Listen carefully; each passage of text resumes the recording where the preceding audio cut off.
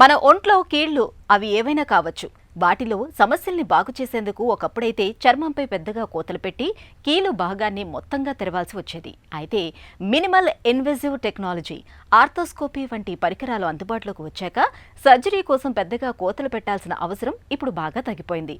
Arthroscopy విధానంలో పెద్దగా కోతలు పెట్టకుండా కేవలం చిన్న రంధ్రాల సాయంతో ఇవాళ దెబ్బతిన్న కీళ్లను చాలా సులువుగా మరమ్మతు చేయొచ్చు. తక్కువ కోతలతో కీళ్లకు మరమ్మతు చేయటానికి ఉపకరించే ఆర్థోస్కోపీ గురించి ఇప్పుడు తెలుసుకుందాం.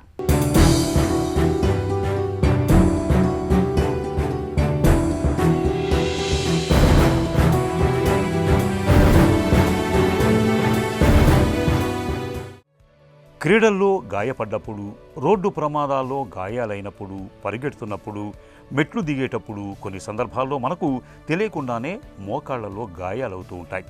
వాపు, నొప్పి బాధిస్తూ ఉంటాయి. ఎక్స్రేలో చూస్తే ఎటువంటి ఫ్రాక్చర్ కనిపించదు, నొప్పి మాత్రం ఉంటుంది. కానీ నిజానికి అక్కడ కార్టిలేజ్ దెబ్బ తినటమో, లిగమెంట్ టేర్ కావటమో జరిగి ఉంటుంది. దానివల్ల నొప్పి వస్తూ ఉంటుంది. చాలామంది ఈ సమస్యల్ని గుర్తించలేకపోతుంటారు.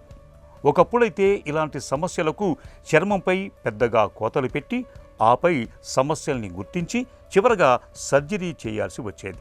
అయితే ఆర్థోస్కోపీ పరికరం రాకతో ఇప్పుడు కేవలం చిన్నపాటి రంధ్రం చేసి సమస్యల్ని చక్కగా గుర్తించి ఆపై వాటిని చక్కగా బాగు చేయడానికి వీలవుతోంది. ఆర్థోస్కోపీ అంటే కీహోల్ సర్జరీ లేదా కుట్టు లేకుండా లేకపోతే కోత లేకుండా చేసే సర్జరీ అనమాట. ఆర్థ్రో అంటే జాయింట్, స్కోపీ అంటే through small hole we see the joint through a camera. సో ఆర్థ్రోస్కోపీలో చిన్న ఘాటు ద్వారా లోపలికి ఒక జాయింట్ లోపలికి ఒక కెమెరా పంపించేసి జాయింట్ లోపల ఎలా ఉన్నాయి, గుజ్జు ఎలా ఉంది, లిగమెంట్స్ ఎలా ఉన్నాయి, ఎముక ఎలాగుంది, లేకపోతే జాయింట్ చుట్టూ ఉండే కవరింగ్ ఏరియా సైనోవియం అంటాము, అది ఎలా ఉంది అనేది మనం కోత లేకుండానే చూడవచ్చు. సో ఆ పద్ధతి ద్వారా ఏంటంటే పెద్ద పూర్వము ఆర్థోస్కోపీ రాకముందు ఏం చేసేవాళ్ళం అంటే పూర్తిగా పైనుంచి కింద వరకు పెద్ద కోత పెట్టి జాయింట్ మొత్తాన్ని పూర్తిగా తెరిచి లోపల ఏదైతే సమస్య ఉందో ఆ సమస్యకు వైద్యం చేసేవాళ్ళము. అయితే ఎప్పుడైనా ఇలాంటి స్పోర్ట్స్ ఇంజురీ అంటే లిగమెంట్ ఇంజురీకి సంబంధించిన సమస్యలకు మనం వైద్యం చేస్తే వైద్యం అయిపోయిన తర్వాత ఫిజియోథెరపీ అంటే మొదటి రోజు నుంచే ఖచ్చితంగా కీలు కదలికల కోసం మనం ప్రయత్నం చేయాలి. అలాగ పెద్ద కోతలు పెట్టినప్పుడు కుట్లు నొప్పి వల్ల ఎక్కువ మంది ఎక్సర్సైజెస్ చేసేవాళ్ళు కాదు. సో రిజల్ట్స్ బాగుండే కాదు. ఇప్పుడు ఆర్థ్రోస్కోపీలో చిన్న కోత వల్ల సర్జరీ అయిపోయిన మరుసటి రోజు నుంచే మనం జాయింట్ని కదలికలు చేస్తూ ఉంటే జాయింట్లో అతుకులు రాకుండా అంటే జాయింట్ బిగుసుకుపోకుండా ఉంటుంది. జాయింట్ పక్కన ఉన్న కండరాలను కూడా మనం మొదటి రోజు నుంచే బలం పెంచే ఎక్సర్సైజ్ చేయించుకోవచ్చు. కాబట్టి రిజల్ట్స్ చాలా బాగుంటాయి. ఆర్థ్రోస్కోపీకి పూర్వం వచ్చిన రిజల్ట్స్ కన్నా కూడా ఆర్థ్రోస్కోపీతో చేసిన రిజల్ట్స్ లిగమెంట్ ఇంజురీస్ కానీ లిగమెంట్ సర్జరీస్లో అద్భుతంగా ఉంటాయి. ఆర్థ్రోస్కోపీ వల్ల ఉపయోగం ఏంటంటే పెద్ద కోతలు ఉండవు, మనిషికి నొప్పి తక్కువగా ఉంటుంది. సర్జరీ అయిన మొదటి రోజు కాదు 6 నుంచి 8 గంటల తర్వాత వెంటనే మనిషి మోకాలు జాయింట్ని కదిలించడం చేయొచ్చు, ముడవడం చాపడం చేయొచ్చు, ఎక్సర్సైజెస్ చేయొచ్చు, నడవడము బిగినింగ్ నుంచే నడిపించవచ్చు అన్నమాట మనిషి. ఆర్థోస్కోపిక్ సర్జరీలో శరీరంపై చిన్న ఘాటు చేసి దాని గుండా చిన్న లెన్స్, కెమెరా, లైటింగ్ ఉన్న పెన్సిల్ సైజు పరికరంలో పంపి లోపలి నిర్మాణాన్ని చూస్తూ చికిత్స చేయటం జరుగుతుంది. ఈ ఆర్థోస్కోపీ పరికరం టెలివిజన్కు అనుసంధానించబడి ఉంటుంది. దీని ద్వారా లోపలి నిర్మాణాలను పరిశీలిస్తూ వైద్యులు ఆపరేషన్ నిర్వహిస్తారు. ఆర్థోస్కోపీ సర్జరీ ద్వారా కేవలం 3 మిల్లీమీటర్ల సైజులో మాత్రమే కోత పెడతారు. అతి తక్కువ సమయంలో సర్జరీ పూర్తయిపోతుంది. రోగి కూడా త్వరగా కోలుకుంటాడు. ఉదయం సర్జరీ చేస్తే సాయంత్రానికల్లా ఇంటికి వెళ్ళిపోవచ్చు.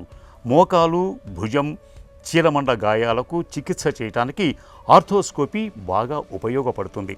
ఇటీవల వెన్నెముక, తుంటి ఎముక, మణికట్టు భాగాల్లో కూడా ఆర్థోస్కోపిక్ సర్జరీలను నిర్వహిస్తున్నారు. ఆర్థ్రోస్కోపీ ఎలాంటి కండిషన్స్లో బాగా ఉపయోగపడుతుందంటే కీలు లోపల సాధారణంగా కీలు లోపల అంటే ఒక జాయింట్ లోపల 2 ఎముకలు ఉంటాయి. ఎముకల మీద గుజ్జు లేదా కార్టిలేజ్ అంటాము. అలాగే ఆ ఎముకల్ని పొజిషన్లో పెట్టడానికి లిగమెంట్స్ ఉంటాయి. లిగమెంట్స్ అంటే బెల్ట్ లాగా ఉంటాయి. 2 ఎముకలు అటు ఇటు జరగకుండా పైకి కిందకి జరగకుండా ఉండడానికి స్టెబిలిటీ ఇవ్వడానికి లిగమెంట్స్ ఉంటాయి. సో సాధారణంగా ఆర్థ్రోస్కోపీ ఎలాంటి కండిషన్లో బాగా ఉపయోగపడుతుంది అంటే జాయింట్ కీలు లోపల ఉన్న సమస్యలకి ఆర్థ్రోస్కోపీ బాగా ఉపయోగపడుతుంది. సో కీలు లోపల ఎలాంటి సమస్యలు ఉంటాయి అంటే గాయం అవ్వడం, దెబ్బ తగలడం వల్ల కార్టిలేజ్ అంటే గుజ్జు ఒక భాగంలో మాత్రమే నలిగిపోయి ఉంటుంది. అలాంటి గుజ్జుకి మళ్ళీ మనము సర్జరీ చేయాలంటే ఆర్థ్రోస్కోపీ బాగా ఉపయోగపడుతుంది. రెండోది లిగమెంట్స్. గేమ్ ఎప్పుడైనా ఆటలు ఆడేటప్పుడు కానీ, బరువుతో నడిచేటప్పుడు కానీ, యాక్సిడెంట్ల వల్ల కానీ లిగమెంట్లు కట్ అవుతాయి. అలాంటి లిగమెంట్స్ని మనము కుట్టడం అనేది జరగదు. మళ్ళీ దాన్ని రీప్లేస్మెంట్ అంటాం. అంటే వేరే చోట నుంచి కండ తీసుకొచ్చి ఆ లిగమెంట్ ప్లేస్లో మళ్ళీ బిగించాల్సి వస్తుంది. అలాంటి వాటిలో కూడా చిన్న రంధ్రాల ద్వారా లిగమెంట్ రిపేర్ అనేది చేయొచ్చు. అలాగే సైనోవియం కానీ, లేకపోతే జాయింట్ లోపల ఇన్ఫెక్షన్స్ వచ్చినా కానీ, జాయింట్ లోపల కొన్నిసార్లు రాళ్ళు లాగా తయారవుతాయి, ఆ రాళ్ళు తీసేయడానికి కానీ.